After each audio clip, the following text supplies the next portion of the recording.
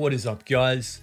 I have made it into Master Ball. I'm in the top 1000 currently. I was in the top 500, but of course I've just woken up. I went to bed last night and here we are. So how did I get here? I started in Ultra Ball 4 because I did finish in the top 5000. I did lose my first game and go to Ultra Ball 3, but then since then it's been an upward trend, which has been good.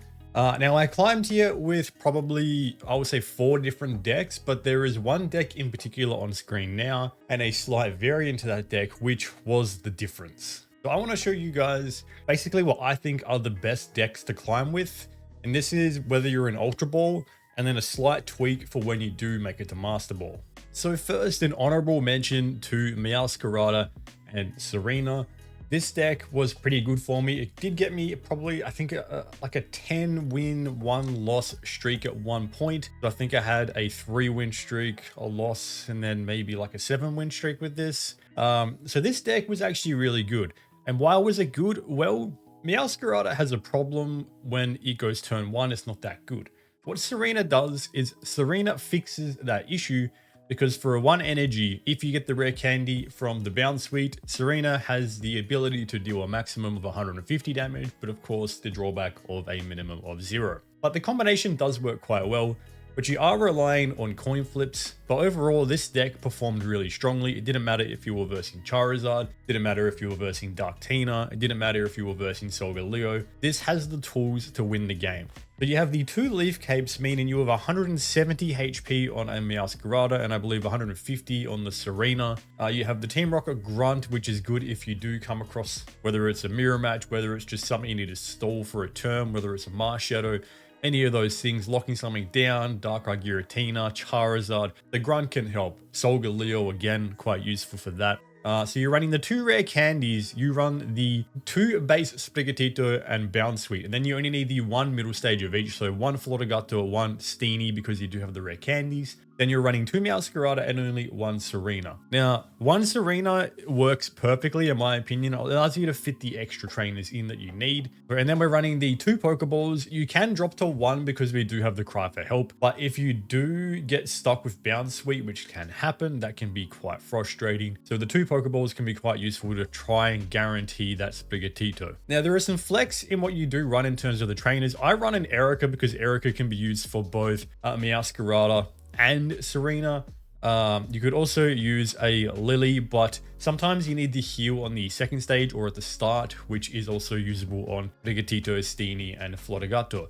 So Erica is probably the perfect balance. There is, of course, the trainer, which full heals Tsareena from 0 to 100, but it doesn't give you the flexibility to use that on the Meowscarada line, so I think Erica is still the best healer in this deck. Overall, the aim here is, of course, to build your Meowscarada as fast as possible and your Tsareena as well. So this deck is offensively quite powerful, it attacks really quickly and it can go really fast. And of course, Meowscarada is just really good against all the EX you will see in the format. This is also very good against the Oricorio deck because everything in this deck can hit Oricorio. Not that Oricorio is that common, and we'll touch on that. Now, a very slight variant, well, not very slight, but this is the double Beedrill variation of the Meowscarada deck. So overall, you can see it's fairly similar in the structure.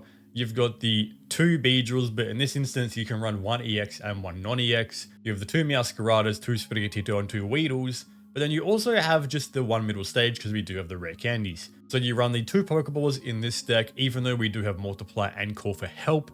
It just helps. Again, you can strip down to 1 and add a 2nd heal. You can add a Guzma. There are things you can add, and Guzma is quite useful if you do fight Skarmory. I have flipped and flopped with this, and I think in my current iteration, I've gone 2 Pokeballs because I stopped really seeing Solgaleo. In earlier lower parts of Ultra Ball, I was finding that the Guzma was very useful, maybe even more so than Team Rocket Grunt. So this is the overall deck list, very similar in balance. Only 1 Leaf Cape in this one, so obviously you can tweak some things, but fundamentally you can understand that the deck functions essentially the same as Tsareena, except Beedrill is a more reliable attacker. But doing 70 potentially versus doing 150, a bit of discrepancy, but Beedrill gets rid of the coin flip, and I know a lot of you guys, including myself, aren't too fond of coin flips. The Beedrill EX is also nice if you do run into that Solgaleo, and the reason you do run the Team Rocket Grunt is because if you can strip 1 energy from Solgaleo and then hit it with the Beedrill, they can actually never get the energies back to get Solgaleo ready to attack. So Team Rocket Grunt plus Beedrill is a pretty good combo, and I'd say probably needs to stay in the deck. Red is also quite good because we still are seeing some Dark Tinas come through, and that gets even more so in Master Ball. Now, this is the deck which helped me climb from Ultra Ball 4 to Master Ball. Before we get into the deck, I will say there are some 1 or 2 cards you could tweak to your liking, but it's very important, I think, in Pocket Ranked to notice what decks you're fighting and tweak to suit. So in this version, this deck is very popular and very, very powerful. I think this might be one of the best decks in the format. Straight up. So what happens with this deck is the only basic Pokemon in this deck is Rockruff, meaning you are guaranteed to start with Rockruff on field. Now Rockruff has the attack Signs of Evolution, which when used automatically pulls the Lycanrock from your deck into your hand, meaning you get a guaranteed 100 damage attacker or 50 damage attacker depending on how the first couple of turns played out. On top of that, we are just running the 2 Skull Fossils and 2 Old Ambers so we can hit our Rampardos and Aerodactyl. Then we have a Pokecoms, which is highly consistent in this deck. And then we have the 2 Rare Candies, a Giant Cape, 2 Oaks, 1 Cyrus, 1 Tsareena, and 1 Iono. So Iono is pretty important in Rampardos decks in general because if you don't get your Skull Fossil, you're probably going to have to use that card to try and fish for it. But the way this deck works is pretty straightforward. And the reason that this version, I believe, is better in Ultra Ball, and the second version I'll show you is much better in Master Ball, is because Aerodactyl. So when you're grinding through Ultra Ball, you will see a lot more evolution-based decks. You will see Charizard, you'll see the Cat line, you'll see the Oricorio Magnezone deck, you'll see this mirror match potentially, or the standard Rampardos. Aerodactyl is very good. Incineroar, the Decidueye, the Crab. There's a lot of decks that Aerodactyl prevents the on-field evolution, which can win you the game. Solgaleo as well. The Aerodactyl in Ultra Ball 4, I think, is the best version of this deck. So basically, you play this deck, you start Rockruff, you get Lycanrock really quickly. Lycanrock is hitting the opponent for 50. If they've damaged your Rockruff already and they have more HP than you, then Lycanrock does 100 damage because this Lycanrock does 100 damage to any card that has more HP than it. So if the on-field mon is a EX, like a Darkrai, Giratina, or an Arceus, etc., Lycanrock is going to hit them for 100 no matter what. If you verse a Charizard deck and they get Charizard down, and you didn't get Aerodactyl down, so you couldn't prevent the evolution, but you managed to get your Skull Fossil, Rare Candy, and Rampardos, that means that Lycanrock can hit that Charizard for 100, and then the following turn, Rampardos can come in and finish it off. Of course, if they do have a Lily, that does put them out of range, which is where I'll get back to the Taylor in the deck. You can potentially tweak some things. You might say, I don't really need the Giant Cape because I'm not versing things at certain ranges that kill me, so therefore I am going to run a red instead.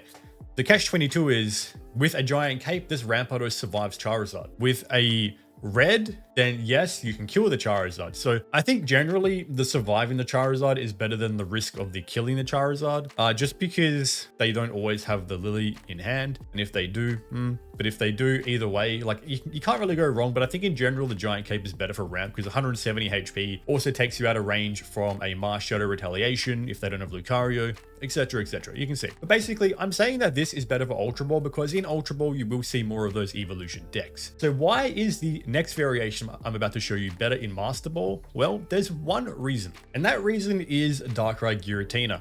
So in my experience in Ultra Ball, Darkrai Giratina isn't very popular. You might fight it 1 in 10, 1 in 15 games. But as soon as you get to Master Ball, I think people realize that Darkrai Giratina is probably just the most consistent climber because Oricorio is generally not a threat. It's Oricorio again is like a 1 in 10. If you lose 1 in 10 games because you're seeing Oricorio, so be it. But this version of the deck excludes Aerodactyl because Aerodactyl effectively becomes a liability and dead weight in a Darkrai Giratina matchup. Granted, I have beaten Darkrai Giratinas with the Aerodactyl version, but this version just seems to be much better. You can fit more in the way of supporters, and overall it's just more consistent. So the difference here is that instead of 1 Rockruff and 1 Lycanrock, you are running 2 of each. We are running the 2 Skull Fossils, the 1 Cranidos Steel, the 2 Rare Candies, and the 2 Rampardos. So you could run 2 Cranidos, but really 1's enough. And then we're running a Giant Cape again to help hit thresholds. Giant Cape can also be used on the Rockruff in a Skarmory matchup to prevent a Giovanni KO. So that is also something to keep in mind. When you do fight this deck in a mirror match, it becomes a stalemate until one of you draws your Rampardos, basically. But But as for the rest of the deck, we of course run the True Professor Oaks. There are no Pokeballs in this deck or the previous deck. Why? Because Rockruff is a guaranteed starter, which means we do not need Pokeballs in this deck. Pranados is not a basic Pokemon, so all we could actually draw with a Pokeball is a second Rockruff. So that is not something we really care about doing, but it might save you in some situations, but I wouldn't put a Pokeball in. Then we have the 2 Oaks. We run quite a few trainers. So I like to run 1 Cyrus, 2 Ionos, 1 Red, 1 Sabrina, and 1 Guzma. So Guzma is not only good for Skarmory, it's actually really good against Darkrai Giratina because we know that deck loves their Poke Tools, Poison Barbs, Rocky Helmets. The Guzma will strip those away, which can be key to keeping your Rampardos out of kill ranges, especially against a Darkrai. If you've hit and killed a Giratina, Rampardos goes to 100. Darkrai can kill that, but if you have the cape on, well, that means that Rampardos is on 120, which means Darkrai can't kill you. So if they have the Poison Bar by the Rocky, that can be the difference. So Guzma can actually save you in that situation. I like the 2 Ionos for consistency because drawing the Skull Fossil is probably the biggest bane in this deck. If you don't manage to draw the Skull Fossil, then that can be a massive issue. And then Red is good again because we're versing so many Darktinas. It gives Rampardos the threshold to kill Darkrai. And Cyrus, of course, is a staple. You could drop 1 Iono and you could maybe... I wouldn't add a heal. I think healing's kind of useless against Rampardos due to the self-hit KO damage. But you could probably strip out an Iono and put a Mars. Mars can also be quite effective in Master Ball against even Darkrai Giratinas. But this deck has been the deck which has been really good for me. So my overall win rate is only about 55% to this point for the season. But I would say since I've been using the 2 variants of the Lycanrock Rampardos deck, that my win rate is about 65 to 70%. So there was quite a bit, and it still is quite a bit of uncertainty in the meta. But I believe that we are heading towards a meta where this deck on screen now is probably in the top 3 decks. I think Darkrai Giratina is still in the top 3 decks. And what the next best is, it's hard to say. Charizard is undeniably quite good, but again, it's just the risk of the Oricorio. Oricorio Magnezone in itself, I think, is probably like a B to a high B tier deck. It's okay. It's quite effective against some decks, but I think there are too many decks in the format such as this which have a workaround. Even Charizard players have now adapted. They've started using Turtonator. The Turtonator plus the Fire Supporter can completely obliterate Oricorio really quickly. So yeah, Oricorio, Magnezone, not so good in the format, but it was a deck that I tested on stream. I did play some games before the ranked season started, so I do have some experience with it. We pretty much thought of this deck. The only difference here is that I think even to this point in time, I only ever managed to pull 1 Oricorio. In the proper ideal version of this deck, you would be running 2 Oricorios. I think I quite literally own 1. You probably wouldn't even run Dawn. This was, again, one of the first decks I put together really quickly. I don't think I even had any of, like, all of the new supporters. Don't think I had a Guzma at this point. So obviously this would change, but effectively people are running this deck where you're running the 2 Mags and the 2 Oricorios, and that seems to be a pretty solid deck. But, you know, generally, if you're running the Lycanrock Rampardos deck, you'll pretty much never lose to this deck. I would say you will lose to this deck like 1% of the time. So you understand what I'm talking about. This is more or less the Darktina list you will see in Master Ball if you haven't seen it already in whatever tier you're in. So the deck is obviously quite similar but different, and the deck list will definitely vary per player. So what was happening in the first couple of days of ranked, people weren't really running potions in this deck. The reason being you weren't really seeing many mirror matches, but obviously people have quickly realized through word of mouth, through watching creators, and probably through their own games, that this deck is actually just going to be around forever because Oricorio is just not that common.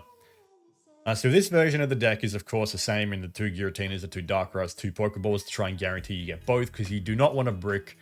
You want your Giratina and your Darkrai as fast as possible. There's nothing worse than playing a deck which supposedly doesn't brick and not drawing your Darkrai for like 5 turns, or not drawing your Giratina for 5 turns. It feels really bad and it's pretty much a loss. In terms of Poke Tools, you run this is what varies per player, but I generally prefer to run 1 Cape, 2 Rocky, and 1 Barb. The Barb could be quite useful against some Pokemon, but Rocky on average is better, but in some situations the Barb is pretty good. Then we run 2 Oaks, of course, Now, 2 Mars is extremely important. You can run 1 Mars and run red card. Why is it important? Well, the deck that I just showed you, the Lycanrock Rampardos deck, hates being Marsed, because what happens is if you start your Rockruff and you've used your attack, which summons Lycanrock from your deck to your hand, what happens when this card hits you with a Mars? Well, it goes back into your deck unless you get really lucky and you draw into it again with the 3 cards. You're buggered, you take another turn of 20 damage and they've delayed you from attacking again. Again,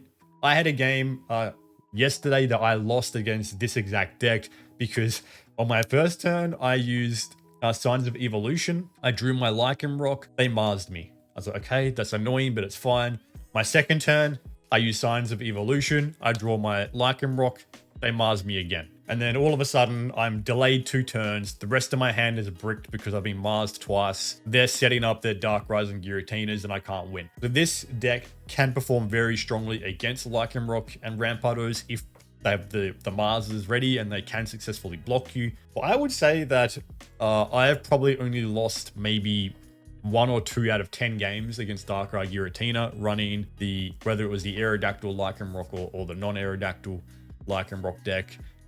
This deck is pretty easy to beat with Rockruff, but the stall mechanisms of Mars can seriously undo Rockruff. And honestly, there's a world here. I could see a world here where you actually run double Mars and a red card, like drop a Rocky or drop the Barb or something, because the disruption is extremely important against a lot of the like Meowscaradas, the Rockruff Rampardos, the regular Rampardos, Lucario. Like the disruption of Mars is extremely powerful. But again, the reason Guzma's so good in the Rampardos decks is because this is such a poker tool heavy deck. So win or lose, we're going to play a game with the Rampardos deck and we're going to see how we go. So again, for the last time, this is the 2 Rockruff, 2 Lycanrock versions. Overall, it's performed very well for me. We're on a 3-win streak currently. We've had quite a few streaks. But this is Master Ball, and Master Ball is a yo-yo. Turn 1, 10 times in a row sometimes. Turn 2, 10 times in a row sometimes. The starting coin can determine your success. So realistically, I think the way people get high is they just play a lot. If you play a limited amount of games, you're never going to be able to rank in, the top 10k, 5k, 1k, 100 or top 10. And the reason is simply like, what can you do? What can you do against the RNG of a game? This is a very luck-based game. All you can do as a player is tailor your decks to play the best against what you're seeing. So it looks like we are going to potentially be versing a Darkrai Giratina. I did see a dark icon. Also, my dog is very cute. Perceive his cuteness. My loaf of bread. Also, welcome to Master Ball, where your opponents take like the maximum amount of time to make every move. Even putting their card down. Okay, so this is probably going to be a battle determined by rare candy. We need to run another basic here. This could get kind of ugly really quickly. All right. That's fine.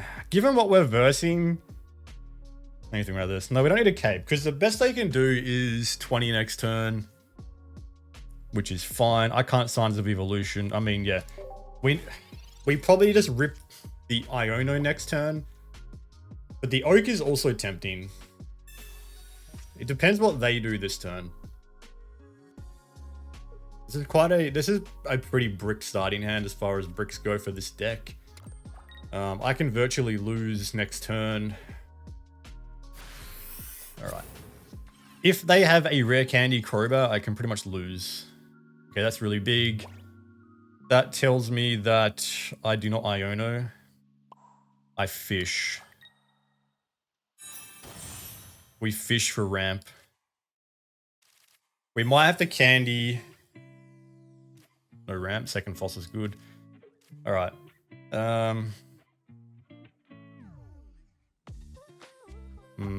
Yeah, second Fossil down's fine here. All right, so Crobat does 80 damage if they get to it. So if we go to here, this puts us out of kill range. Then we just need a top deck Rampardos. If they draw a Darkrai, if they have Darkrai, Crobat, Rare Candy in their hand right now, then I'm screwed. That'll be 100 damage to take me out. Because if we look at this, logically, I get to kill one of their Pokemon unless they have that exact scenario. Zubat dies. If they hit me, Golbat dies. If Kanga comes in and gets me for 60, Kanga dies. If they have Darkrai plus Rare Candy plus Crobat, then they kill my Lycanrock and I'm screwed unless I can top deck Rampardos. I also don't like this situation. Here's the Arceus. Okay, that's good. They're kind of screwed. They can't really retreat here. Okay, they're doing it. Interesting. Are you going to attack me? I'd probably feed Arceus and use Kanga as a tank because I only do 70. I would personally feed Arceus here, I would say. Not knowing what my hand is, you'd probably want to feed Arceus. Yeah, that's the play. Okay, second Lycanrock. Okay, this is just an Iono then.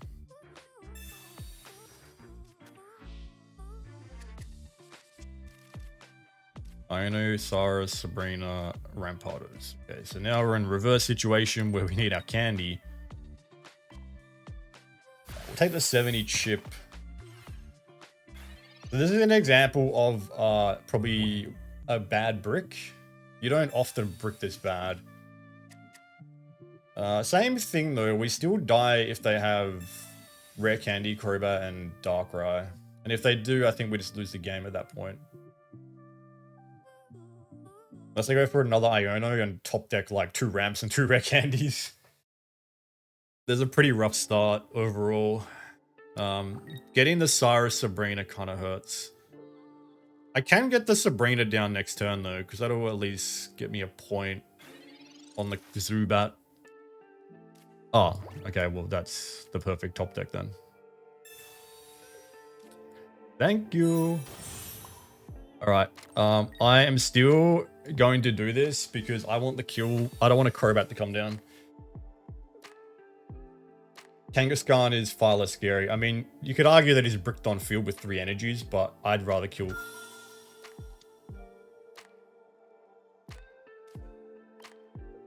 Okay. Thank you for... Why? Sure. Anyway, good game. Thank you for playing, I guess. I mean, guaranteed win because we have Cyrus for Kangaskhan. I don't know why they would do that. That's bizarre. You would just sacrifice the Zubat, and then they could have literally come on field to kill me. This is irrelevant because we have Cyrus, but I mean, they could Mars me, I guess. If they have Mars, then yeah, we probably could still lose here. Oh no, we're fine. Your max damage roll is... You have Dawn? I mean, if you have Dawn, I win.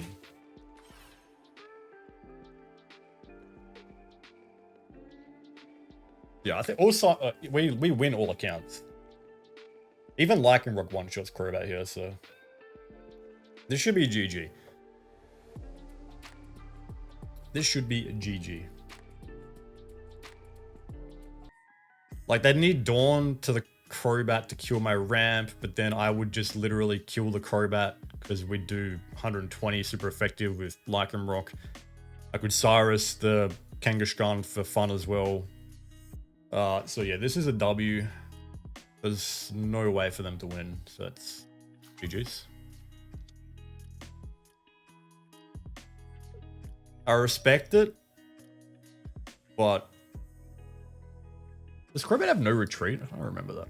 Yeah, well. Alright. Thank you for playing. I mean, we still won either way here, so. GG's. And that is the deck in action. So we got lucky that we top decked Rampardos there, but we did have another Iono. Or we top decked Rare Candy, Rampardos, I don't remember. We top decked one of them anyway. But that's the name of the game, man. Up to 1481. What does that do for rank? What were we before? Like 900 and something? Maybe like 700 and something now? 800 and something? But yeah, the win rate is definitely a little bit better now. I'm actually doing worse than last season overall, but you got to remember I started higher up on the ladder this time against a totally new meta. So I think having a positive win rate in general feels pretty good here. And it's going steadily up and up while I run the Rampardos Rockruff deck. My win rate was definitely a lot worse running some of the speculative decks at the start of the season, but definitely improving and improving. But anyway, guys, I'm going to leave the video here. I just wanted to throw in a game at the end just to show you guys how it works. Thank you so much for watching. I know I'm not the most consistent creator, but I do appreciate each and every single one of you that tunes in. It means a lot. I definitely do want to start putting out more content, but of course, I work full time. I'm a married man. I got a wife. I got a dog, and sometimes it's hard to find time. I do stream at least twice a week over on Twitch. I don't always play Pocket, which is probably my other problem, but I do stream Pocket on Twitch and on YouTube occasionally. So if you do see me live, please come and say hello. But until then, thank you so much for watching.